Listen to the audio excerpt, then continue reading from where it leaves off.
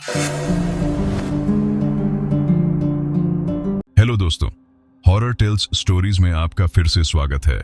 मेरा नाम हनी है और आज मैं फिर से लेकर आ गया हूं आपके लिए सब्सक्राइबर्स द्वारा भेजी सच्ची और नई हॉरर स्टोरीज। दोस्तों, मैं आपसे एक रिक्वेस्ट करता हूं कि कृपया इन स्टोरीज के बेस्ट एक्सपीरियंस के लिए इन्हें अंधेरी रात में हेडफोन्स के साथ देखें और चलते हैं स्टोरी की ओर। चुड़ैल? चुड़ैल क्या होती हैं? बता सकता है आप में से कोई? क्या होती है ये चुड़ैल? मैंने अपने दोस्तों से पूछा। मुझे याद है, ये उस दिन की बात है जब हम दोस्त मिलकर पूस की रात में जलते हुए अलाव के आगे बैठे हुए थे। हवा इतनी ठंडी चल रही थी कि हड्डियां तक गल जाए वो तो उस अलाव का सहारा था जो ठंड का तनिक भी एहसास नहीं होने दे रहा था। साथ में जलते हुए अलाव से आती जलती हुई लकड़ियों के चढ़चढ़ाने की आवाज हमारे कानों को चीरती हुई हमें डराने की कोशिश कर रही थी। पर हम मिलकर सुबह होने का इंतजार कर रहे थे और ये रात कैसे भी कट जाए, इसलिए हम बातें करके अपना समय व्यतीत करने लगे। हम रात में इतनी ठंड में वहां क्यों थे? हम कौन थे? जिस जगह पर हम थे वो जगह बेंगलोर मैसूर हाईवे पर थी। बिल्कुल सुनसान, अनजानी सी, हाईवे के साथ मुख्य सड़क से बिल्कुल सटी हुई, लेकिन सड़क पर वाहनों की आवाजाही शून्य थी। फिर हम यहां पहुंचे कैसे? हुआ यूं कि मैं और मेरे दो दोस्त हरीश और गुलमोहर को हम प्यार से गुल्लू कहते हैं, बेंगलोर में एक शादी से अपने घर मैसूर वापस लौट रहे थे। अभी बेंगलोर शहर छोड़कर हाईवे पर लगभग 20-30 किलोमीटर ही चले होंगे कि गाड़ी झटके मारते हुए रुक गई। गाड़ी रुकते ही मैंने कहा, अरे यार गुल्लू कैसे गाड़ी चला रहा है? आराम से चलाना, सारी नींद खराब कर दी। गुल्लू बोला, ले तू चला ले, आ चला अब। फिर मैंने कहा, अब नाराज क्यों होता है? चल उतर कर देखते हैं क्या हुआ।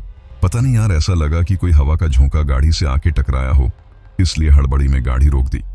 गुल्लू ने कहा। फिर हम तीनों गाड़ी से उतरे, देखा इंजन गर्म हो चुका है, बोनट से धुआं बाहर आ रहा है। हरीश ने कहा, रुको, मैं अभी आया 5 मिनट में। मैं और गुल्लू बोनट खोलकर गाड़ी देख ही रहे थे, तभी हरीश ने डिग्गी में से पानी की बोतल निकली और बोला, ये लो, ठंडी करो गाड़ी को। हरीश की आवाज बैठी हुई और भर्राई सी थी। ये उसकी बचपन की समस्या थी। उसने बताया था कि बचपन में होली वाले दिन किसी ने मजाक में मिठाई में गुलाल मिलाकर खिला दिया था। तब से उसकी आवाज बैठी हुई भर्राई सी हो गई थी। कोई पहली बार सुने तो डर जाए। खैर, हमें तो आदत थी उसकी आवाज सुनने की। फिर भी उस दिन उसकी आवाज सुनकर गुल्लू कुछ कांप सा गया। हमने इंजन ठंडा किया और गाड़ी में बैठ गए। गुल्लू ने चाबी मुझे पकड़ा दी, ये बोलकर कि अब खुद चला इसको, वो भी पूरे आराम से। मैंने गाड़ी स्टार्ट की और हम अपनी मंजिल की ओर चल दिए। तभी मेरी नजर पेट्रोल के कांटे पर पड़ी। फिर मैंने बोला, ओए गुल्लू, पेट्रोल खत्म होने वाला है, इतने से पेट्रोल से हम मैसूर कैसे पहुंचेंगे?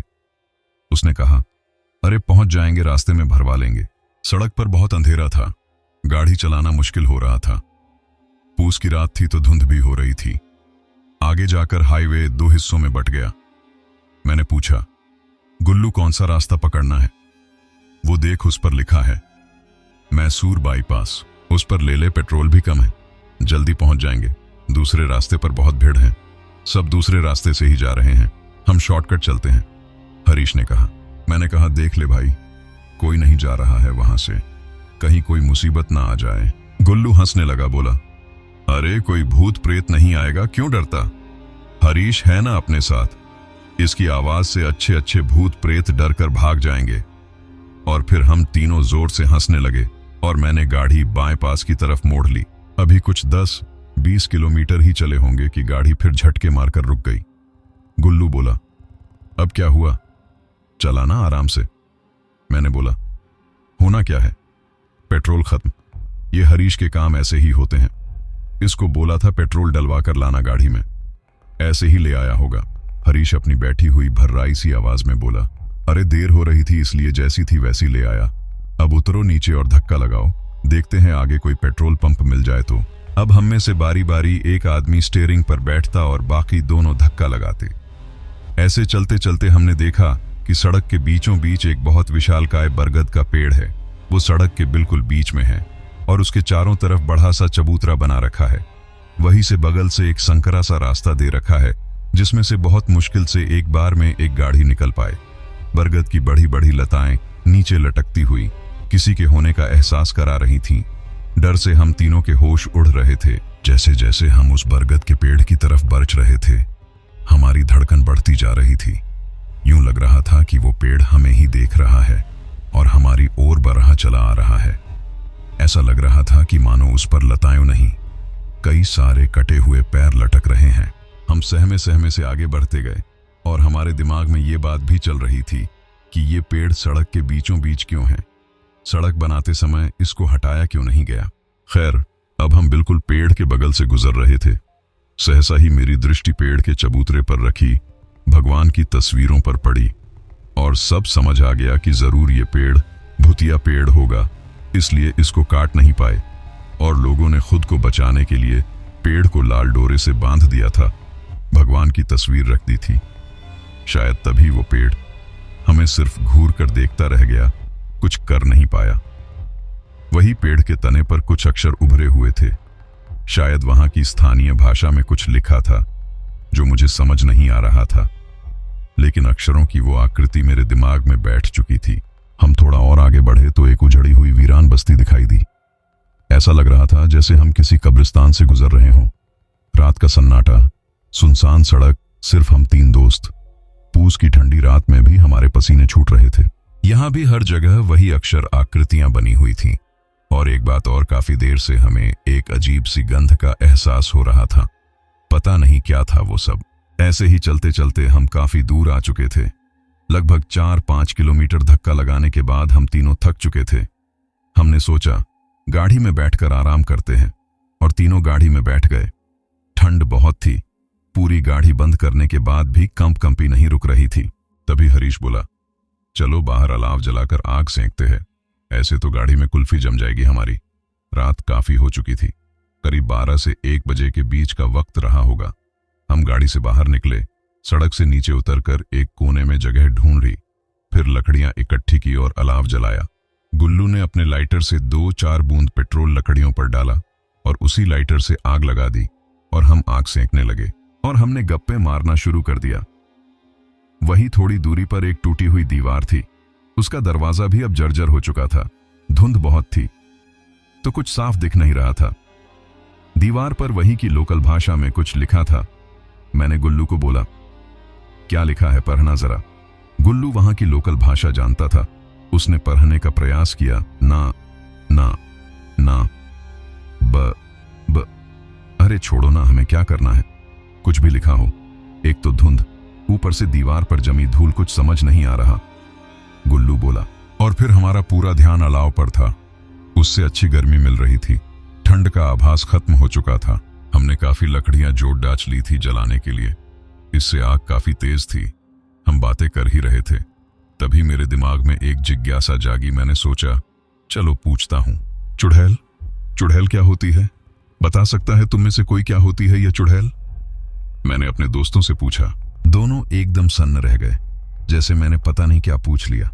फिर हरीश बोला, अभी थोड़ी देर पहले तो डर रहा था, अब चुड़ैल के बारे में जानना चाहता है। हाँ तो क्या हुआ? उसके बारे में बात करने से क्या वो यहां प्रकट हो जाएगी? डर तो अब तुम रहे हो, मैंने कहा। हरीश बोला, सुनो मैं बताता हूं चुड़ैल के बारे में। मैंने बहुत सुना है। और वो अपनी भर्राती हुई डरावनी सी आवाज में लगा सुनाने चुड़ैल के किस्से। तभी गुल्लू बोला, अच्छा पहले ये बता, ये चुड़ैल पैदा होती हैं या बाद में बनती हैं? हरीश ने बताया, देखो चुड़ैल कभी पैदा नहीं होती हैं, ये तो मरने के बाद चुड़ैल बनती हैं। मैंने पूछा कैसे? हरीश बोला, कहा यह जाता है कि जब कोई गर्भवती महिला दिवाली की 5वें दिन प्रसव पीढ़ी में अप्राकृतिक मौत के कारण मर जाए तो वो बाद में चुड़ैल बन जाती है। चुड़ैल दिखने में बहुत ही डरावनी होती हैं। उनके पैर उल्टे होते हैं, उनके चेहरे पर मौत का खौफ दिखता है। बाल उलझे से बिखरे हुए, थोड़ी नुकीली लंबी सी होती हैं, चेहरे पर झुर्रियां छाई रहती हैं। ये कोई भी रूप धारण कर लेती हैं। स्त्री पुरुष कोई भी ये किसी की भी आवाज निकालकर तुम्हें बहला सकती है। ऐसा सुना है कि रात में ये दरवाजे पर दस्तक देती है। तुम्हारे किसी चहेते की आवाज इस तरह निकालकर पुकारती है कि जैसी वो किसी मुसीबत में हो, और तुम झट से दरवाजा खोल दोगे और ऐसा करते ही तुम्हारी मौत हो जाएगी। ये पुरुषों को सुंदर महिला बनकर लुभाती हैं और उनका खून चूसकर अपनी उम्र को बढ़ाती हैं। इतने में गुल्लू बोला कि डायन डायन भी तो यही करती हैं, पुरुषों को अपने वश में करती हैं। तो क्या डायन और चुड़ैल एक ही चीज हैं? हरीश बोला, अरे नहीं, चुड़ैल और डायन में अंतर होता है। चुड़ैल तो मैंने जैसे बताया कि मरने के बाद बनती हैं, पर डायन जो होती हैं वो एक जिंदा स्त्री होती हैं। वो अपने तंत्र मंत्र काले जादू से पुरुषों को अपने वश में करती हैं। इसलिए तुमने सुना भी होगा कि कई जगह एक औरत को जलाकर मार दिया क्योंकि वो एक डायन थी। पर चुड़ैल को मारने की बात नहीं सुनी होगी तुमने, क्योंकि उसको कौन मारेगा, वो तो पहले ही मरी हुई है। तो क्या चुड़ैल को खत्म नहीं किया जा सकता है? मैंने पूछा। गुल्लू बोला, मैंने सुना है कि अगर चुड़ैल के पेट को काटकर उसके बच्चे को उससे अलग करके बरगद के नीचे दफना दे तो चुड़ैल की शक्ति खत्म हो जाती है और सदा के लिए शांत हो जाती है। फिर हरीश ने अपनी बात आगे बढ़ाई। उसने बताया कि उसकी दादी माँ ने बचपन में उसे एक चुड़ैल का किस्सा सुनाया था। करीब 100-150 साल पुराना किस्सा होगा। नालेबा का दादी माँ ऐसा बताती थी। तुम लोग सुनना चाहोगे नालेबा की कहानी? मैंने पूछा। ये नालेबा क्या भला है? गुल्लू बोला, अरे कुछ नहीं, ये यहाँ की लोकल भाषा का शब्द है जिसका हिंदी में अर्थ होता है कल आना। अच्छा, कहकर मैंने कहा, सुनाओ सुनाओ। गुल्लू बोला, कहीं तुम वो श्रद्धा कपूर की फिल्म स्त्री कलाना की कहानी तो नहीं सुनाने वाले जिसमें चुड़ैल को कहते हैं कलाना? हरीश बोला, अरे नहीं यार, उल्टे वो फिल्म इस कहानी से प्रेरित होकर बनी है और फिर मेरी कहानी तो उसके उलट है एकदम। उलट वो कैसे? मैंने पूछा। हरीश बोला, सुनोगे तो पता चलेगा तुम्हें, पहले सुन तो लो। ये एक गांव की कहानी है। बेंगलोर के पास एक गांव था, बहुत बड़ा नहीं, छोटा सा ही रहा होगा। गांव में एक परिवार था। उस परिवार में एक बहुत ही सुंदर स्त्री थी जो कि गर्भवती थी। गांव के बाहर एक बरगद का पेड़ था। उससे कुछ दूरी पर सड़क किनारे बहुत सारे छोटे छोटे कब्रिस्तान बने हुए थे और दूर एक बड़ा कब्रिस्तान भी था। मैंने पूछा, बहुत सारे कब्रिस्तान क्यों? और क्या वो मुर्दों को जलाते नहीं थे? नहीं, उस गांव की अपनी एक परंपरा थी जिसमें मरने वाले की आधे शरीर को, मतलब धड़ से नीचे वाले हिस्से को जलाया जाता था और ऊपर वाले हिस्से को दफनाया जाता था। और एक व्यक्ति को दफनाने के बाद कब्रिस्तान की दीवार पर लिख दिया जाता था नालेबा, मतलब कल आना। गुल्लू बोला, ऐसा क्यों भाई? एक कब्रिस्तान में एक मुर्दा क्यों और नालेबा क्यों लिखते थे? हरीश बोला, क्योंकि मुर्दों को 2 हिस्सों में रखा जाता था। एक को बरगद के नीचे जला दिया जाता था तो दूसरे को दफनाया जाता था। जब दफनाया जाता था तो साथ में उनके सभी वस्त्र और खाने पीने का सामान भी रखा जाता था। ऐसा कहा जाता है कि जो भी स्त्री गर्भावस्था में अप्राकृतिक मौत मरेगी वो चुड़ैल बनती है। ये मैंने बताया था अभी, बस इसलिए इनकी खाने की व्यवस्था वही कर दी जाती थी ताकि चुड़ैल वहां से बाहर ना आए। यदि कोई इन्हें देख ले तो चुड़ैल उसको मार डालेगी, इसलिए कब्रिस्तान के बाहर नालेबा लिखवा दिया जाता था ताकि कोई भूल से भी अंदर ना चला जाए। और क्या उसका खाना कभी खत्म नहीं होता था क्या? कौन देता था खाना? और क्या चुड़ैल नहीं खाती थी उनको? गुल्लू ने उत्सुकता से पूछा। हरीश बोला, एक साथ इतने प्रश्न, सबका जवाब देता हूँ। जब भी खाना खत्म होता तो उसके परिवार का ही कोई सदस्य वहां भेड़ बकरियां बांध कर आता था। वो दिन में ही जाता था और सूरज छिपने से पहले वापस आ जाता था। मैंने कहा, दिन में चुड़ैल नहीं आती क्या? हरीश बोला, हाँ भाई, चुड़ैल सूरज की रोशनी सहन नहीं कर सकती है, इसीलिए वो रात में ही बाहर आती है। अच्छा, एक बात समझ नहीं आई कि ये कब्रिस्तान की दीवार पर नालेबा क्यों लिखते थे? गांव में तो सबको पता ही होगा, फिर क्या जरूरत आ गई? गुल्लू ने पूछा। इस पर हरीश का जवाब था कि गांव से बाहर के लोगों को तो नहीं पता होगा ना, ये मुख्य सड़क के साथ ही है गांव, बहुत लोग आते जाते थे बाहर से, इसलिए कोई भूल से वहां रुके नहीं, ये लिखना जरूरी था। और ये धड़ से नीचे के हिस्से को अलग से जलाने का क्या कारण था? मैंने उत्सुकतावश पूछा। हरीश ने बताया कि गांव के लोग ऐसा मानते थे कि ऐसा करने से चुड़ैल अपाहिज हो जाएगी और लोगों को परेशान करने के लिए इस कब्रिस्तान से बाहर ज्यादा दूर नहीं जा पाएगी, गांव में प्रवेश नहीं कर पाएगी, ऐसा गांव वालों का मानना था। अच्छा, ये जो चुड़ैल होती है ये किसी भी स्त्री पुरुष का रूप बना लेती है, कितनी देर तक वो ऐसा कर सकती है? गुल्लू ने हरीश को बीच में रोकते हुए पूछा। हरीश कुछ कहता, मैं तपाक से बोला, ये तो मुझे पता है, मैंने पढ़ा था कहीं बहुत ज्यादा देर तक वो ऐसा नहीं कर सकती हैं, क्योंकि जितना ज्यादा समय वो दूसरे के रूप में रहेगी उसके शरीर से शक्ति कम होने लगती है, और अगर जिस व्यक्ति का रूप उसने लिया है वो सामने आ जाए तो वो तुरंत ही अपने असली रूप में आ जाएगी। बस मिल गया जवाब। ये बोलते हुए मैंने हरीश को कहानी आगे बढ़ाने को कहा और पूछा, वो अलग से बड़ा कब्रिस्तान किस लिए बना था? वो सामान्य जन के लिए था। जो चुड़ैल नहीं होती थी उनको वहां दफनाया जाता था। हरीश बोला। गुल्लू बोला, वो सुंदर गर्भवती स्त्री, उसका क्या हुआ? हरीश बोला, सारी कहानी उसी की तो है। वो स्त्री अपने परिवार की बड़ी बहू थी और पहली बार गर्भवती हुई थी। उसको अपने भेड़ बकरियों से बहुत प्यार था। उसके पास एक बकरी का मेमना था जिसको वो भोली कहकर पुकारती थी। उसको उससे बहुत लगाव था। एक क्षण के लिए भी वो उसकी आंखों से ओझल होता था तो वो खाना पीना छोड़कर उसी को ढूंढा करती। जब तक वो मिल नहीं जाता कुछ खाती पीती भी नहीं थी। पूरा दिन घर में काम करती थी। शाम को अपनी भेड़ बकरियों को चराने के लिए जंगल ले जाया करती थी। बेचारी घर में भी अकेली ही सारा काम करती थी। फिर भी उसके घर वाले उसे ताना मारा करते थे। वो कुछ न कहती थी, चुपचाप सारा दिन काम में लगी रहती थी। वो बहुत परेशान थी। भोली ही एकमात्र सहारा थी उसका। उसी से अपने सुख दुख की बात कर लेती थी। एक दिन वो जंगल से अपनी भेड़ बकरियों को लेकर वापस घर आ रही थी। शाम का समय था, सूरज छिप चुका था। भोली भी उसके साथ थी। अचानक भोली उसके हाथों में से कूदकर भाग गई। वो भोली के पीछे दौड़ी। उसने देखा भोली कब्रिस्तान में चली गई है। स्त्री घबरा गई। वो कब्रिस्तान के बाहर ही रुक गई। उसकी नजर नाले बां पर पड़ी, इसलिए वो अंदर जाने से डर रही थी। उसने बाहर से ही आवाज लगाई, भोली भोली, पर वो बाहर नहीं आई। वो स्त्री डरी सहमी सी धीरे धीरे कब्रिस्तान में प्रवेश कर गई। अंदर का दृश्य बहुत ही भयानक था। चारों तरफ जानवरों की हड्डियों के कंकाल पड़े थे। वो थोड़ा और आगे बढ़ी। धीरे धीरे अपने डर को खुद में समेटते हुए उसने कांपते होंठों से आवाज लगाई, भोली भोली, और अपनी नजरें इधर उधर घुमाई। तभी अचानक उसकी नजर एक औरत पर पड़ी जिसने काले वस्त्र पहने हुए थे।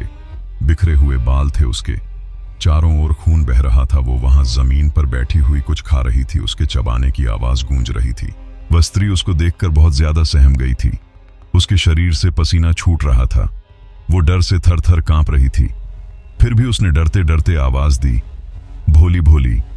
उसकी आवाज सुनते ही उस भयानक सी दिखने वाली महिला ने चबाते चबाते वही बैठे बैठे बिना धड़ घुमाए उसकी ओर अपना पूरा सर घुमा दिया। अब वह उस स्त्री को वहीं बैठे बैठे अपनी खौफनाक आंखों से घूर रही थी और उसके हाथ में थी भोली जिसे वो चबा चबा कर खा रही थी। उस गर्भवती स्त्री ने जब ये मंजर देखा तो उससे रहा नहीं गया और वो अपनी भोली को उससे छीनने के लिए उसकी तरफ भागी। इससे पहले कि वो कुछ कर पाती, उस भयानक खौफनाक चुड़ैल ने उस स्त्री को जोर से धक्का दिया। वो स्त्री दूर जाकर जोर से जमीन पर गिरी।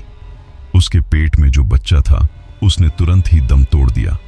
जैसे ही उस स्त्री को इसका आभास हुआ उसने भी तुरंत ही अपने प्राण त्याग दिए और अब उस स्त्री के मृत शरीर में उस चुड़ैल ने प्रवेश कर लिया।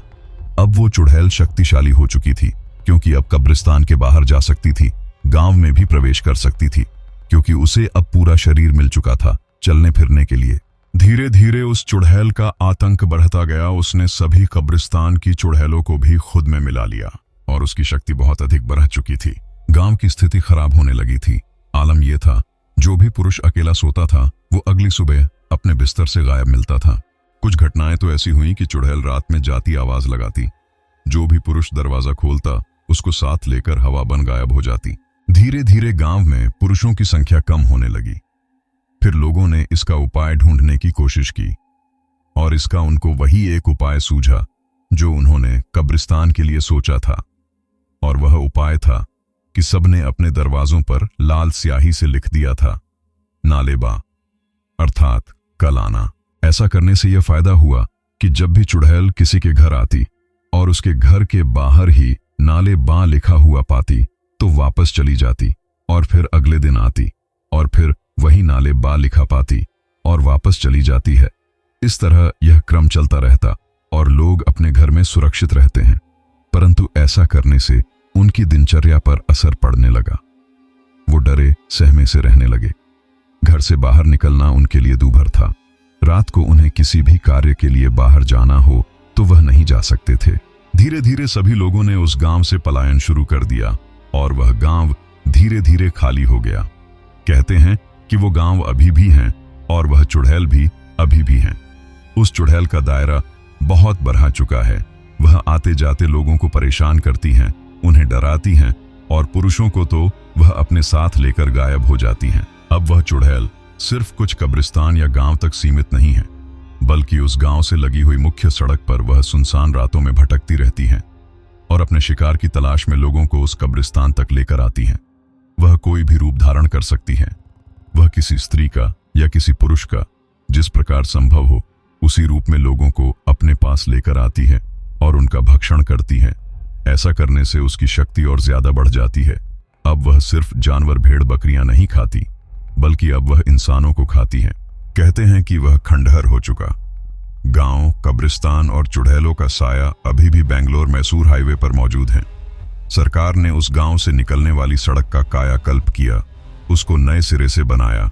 फिर भी कोई भी वाहन वहां से नहीं गुजरता है, क्योंकि वहां पर चुड़ैल का साया है। चुड़ैल का साया पूरे हाईवे पर पाया जाता है, लेकिन उस गांव के नजदीक उसकी दहशत बहुत ज्यादा है, इसलिए कोई भी उस शॉर्टकट रास्ते में दाखिल होने की हिम्मत नहीं करता है। अचानक हमें ठंड का एहसास होने लगा। हमारा शरीर कांप रहा था। तभी मेरी नजर अलाव पर गई। मैंने देखा अलाव बुझने वाला था। फिर मैंने अपने साथियों से कहा कि यह अलाव बुझने वाला है, चलो और लकड़ियां लाते हैं ताकि हम ठंड में आराम से बैठकर अलाव की तपश ले सकें। हरीश ने कहा कि मुझे मालूम है लकड़ियां कहाँ मिलेंगे, मैं अभी आया। यह कहकर वो आगे की तरफ बढ़ गया, वही उस दीवार की ओर जहां कुछ धुंधला सा लिखा हुआ था जिसे हम पढ़ नहीं पा रहे थे। पीछे पीछे गुल्लू भी लकड़ी लेने उसके पीछे गया। मैं भी उनके साथ हो लिया। हरीश थोड़ा तेज तेज चल रहा था, वह हमसे आगे था। मैं और गुल्लू हरीश के पीछे थे। वह दीवार के उस तरफ चला गया लकड़ियां लेने। तभी मेरी नजर उस दीवार पर लिखे हुए अक्षरों पर पड़ी। मैंने गुल्लू को कहा, अब पढ़ो, हम इसके काफी नजदीक हैं, अब समझ आ जाएगा कि क्या लिखा है। गुल्लू ने थोड़ा ध्यान लगाया, जमी हुई धूल को हाथों से झाड़ा और उसको पढ़ने की कोशिश की। उसको पढ़ते ही गुल्लू की जुबान जैसे हलक में अटक गई हो। ऐसा लगा वह कुछ बताना चाह रहा था पर बोल नहीं पा रहा था। मैंने गुल्लू को झंझोड़ा और पूछा, क्या हुआ, ऐसा क्या लिखा है? इसमें वह घबराते हुए अटकते अटकते बोला, नाले बा। और मेरी नजर उस लिखे हुए पर पड़ी। मुझे वह पढ़ना तो नहीं आता था, परंतु उसे देखकर ऐसा लगा कि अक्षरों की इन आकृतियों को मैंने पहले भी कहीं देखा है। मैंने अपने दिमाग पर जोर दिया तो मुझे याद आया, अभी जब हम गाड़ी को धक्का लगाते हुए आ रहे थे, दो रास्ते में जो बरगद का पेड़ था उस पर भी ऐसा ही कुछ लिखा था। साथ में हमें जो खंडहर वीरान गांव मिला था, वहां भी दरवाजों पर इसी तरह के अक्षरों की आकृतियां बनी हुई थीं। फिर मुझे यह समझने में जरा भी देर न लगी कि अब हम तीनों बुरी तरह से फंस चुके हैं और उस चुड़ैल के साए में हम बुरी तरह से फंस चुके हैं। अब वह चुड़ैल अपने चंगुल से हमें बचकर जाने नहीं देगी। मैं और गुल्लू हरीश को आवाज देने लगे, जल्दी निकलो यहां से, हम फंस चुके हैं। और यह कहते हुए हम अपनी गाड़ी की ओर भागे, परंतु अंदर से कोई जवाब नहीं मिला। हरीश शायद लकड़ियां ढूंढने आगे निकल चुका था। जब हम वापस गाड़ी के पास आए तो क्या देखते हैं कि हरीश गाड़ी में पेट्रोल डाल रहा है। हाथ में पेट्रोल से भरी कैन लेकर गाड़ी में पेट्रोल डालता जा रहा है और हम पर चिल्ला रहा है कि क्या यार, तुम मुझे वहां कहां अकेला छोड़ गए? मैंने तुमसे कहा था ना कि अभी 5 मिनट में आता हूं। जब गाड़ी रुकी थी तो मैंने पेट्रोल के कांटे की तरफ देखा था। मुझे पता चल गया था कि गाड़ी में पेट्रोल खत्म होने वाला है, ज्यादा देर तक नहीं चलेगी। वहीं पीछे ही पेट्रोल पंप दिख गया था मुझको, इसीलिए डिग्गी में से कैन लेकर पेट्रोल लेने चला गया था और कहकर भी गया था ना कि अभी 5 मिनट में आता हूं। फिर तुम वहां मुझे अकेला छोड़कर चले आए। हरीश बिना रुके एक ही सांस में बोले जा रहा था और हम दोनों उसको खौफजदा आंखों से देखे जा रहे थे कि ये हो क्या रहा है।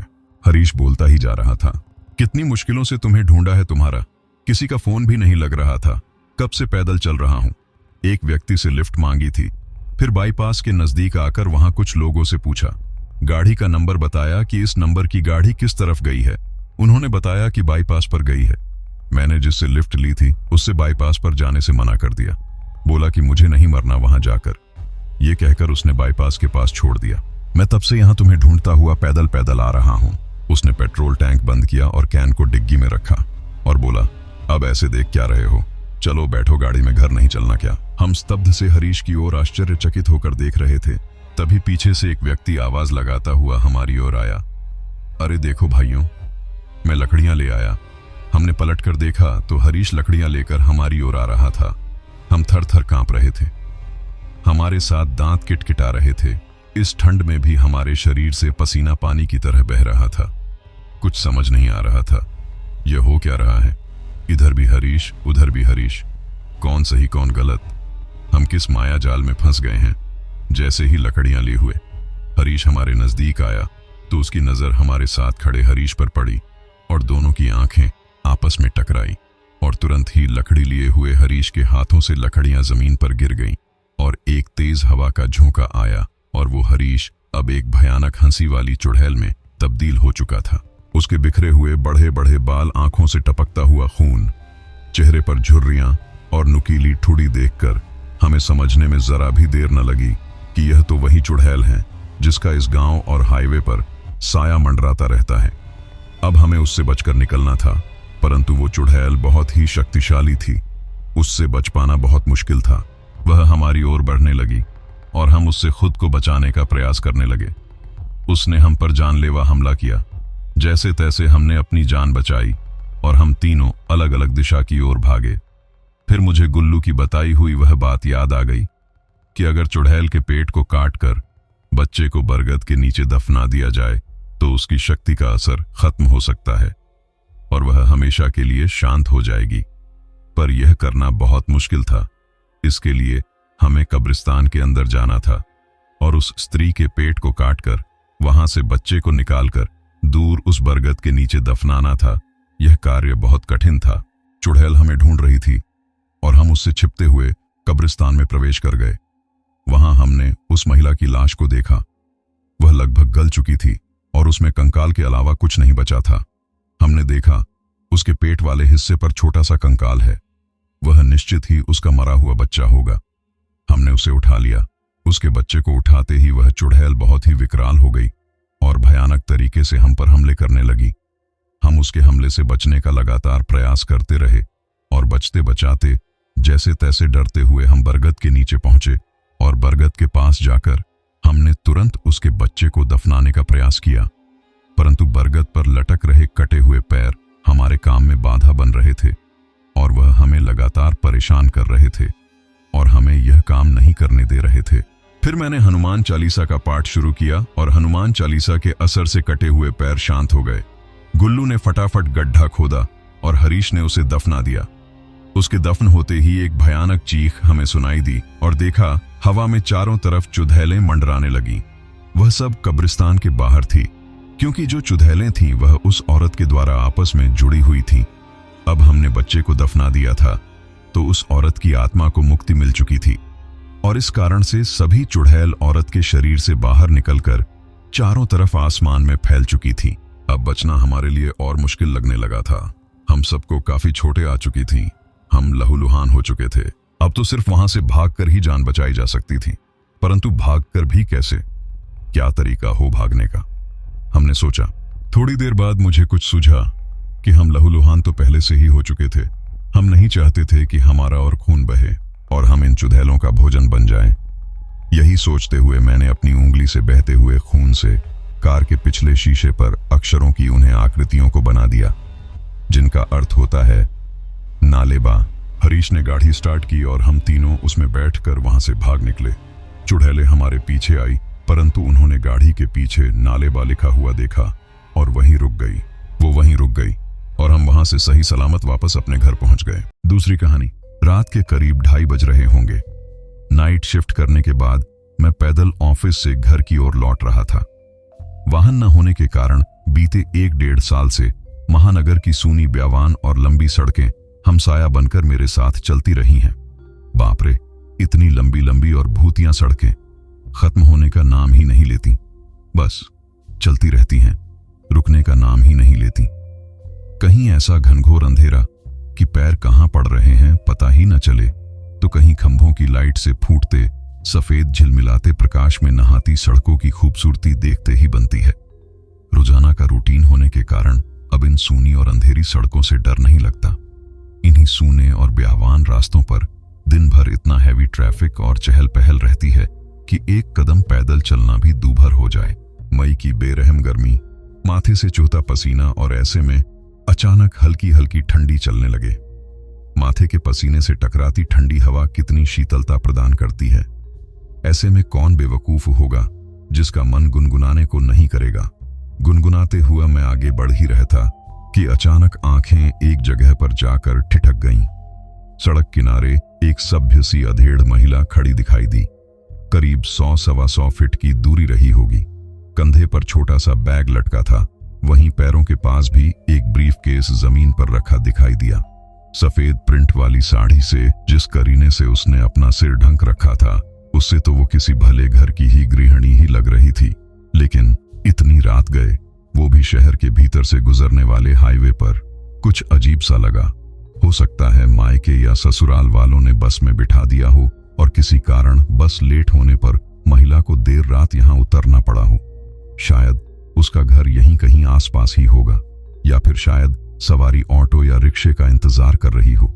लेकिन इतनी रात गए रिक्शा कहां मिलेगा? शायद घर का कोई परिजन गाड़ी लेकर आ रहा होगा। शायद शायद शायद सोचते हुए मैं उसके बहुत करीब आ गया। नजरों से नजरें टकराई, मगर वो जरा भी नहीं झेंपी। मेरी आंखों में बराबर देखती रही। भय का नामो निशान तक नहीं, वरना इतनी अंधेरी और सूनी रात में एक अकेली महिला। कम से कम मुंह जैसे मवाली सरीखे इंसान को देखकर तो डर ही जाए। लेकिन वो तो लगातार घूरती रही, चेहरे पर न कोई हाव न कोई भाव। हाँ, होठों पर मुस्कान बराबर जमी रही। मैं ही झेंप गया, मुझे ही नजरें हटाना पड़ी, कहीं ऐसी वैसी तो नहीं। फिर एकदम से सिर झटक दिया। होगी कोई, मुझे क्या लेना देना। मैं तेजी से कदम बढ़ाता हुआ अनजान महिला को क्रॉस कर गया। अनजाने डर और शर्म के मारे मैंने फिर पलटकर नहीं देखा। न जाने वो क्या सोच बैठे। चलते चलते मैं दूसरी सड़क पर आ पहुंचा। अब वो सड़क और महिला पूरी तरह से ओझल हो चुकी थी। कहीं कोई भूत वूत तो नहीं थी। थोड़ी देर पहले भला लगने वाला रास्ता अब भयभीत करने लगा था। मैं जल्द जल्द अपने घर पहुंच जाना चाहता था। इसी तारतम्य में चाल में गजब की तेजी आ गई और बड़े बड़े डग भरने लगा। करीब 1.25 किलोमीटर ही चला था कि अचानक मुंह से चीख निकल गई। वो महिला करीब 100 गज दूर उसके सामने सड़क किनारे ठीक उसी ढंग से खड़ी दिखाई दी। कंधे पर बैग और जमीन पर ब्रीफकेस। ये कब यहां आ गई? एक ही रास्ता तो है। न कोई गाड़ी निकली और न ही वह पैदल दौड़ती हुई मुझसे आगे निकल गई। मेरा पूरा शरीर डर के मारे पसीने से तरबतर हो गया। लगा कि आज की रात आखिरी रात है। वो भूतिया औरत कुछ देर में मुझे चबा चबा कर खा जाएगी। मैं बेतहाशा भागा, इतनी तेज कि पता ही नहीं चला कि वो औरत कब पीछे रह गई। भागता रहा और सीधे घर पर जाकर ही रुका। सांसें धौंकनी सी चल रही थीं।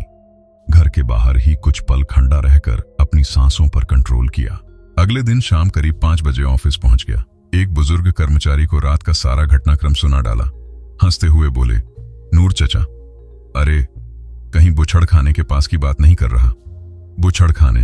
मैं बुदबुदाया।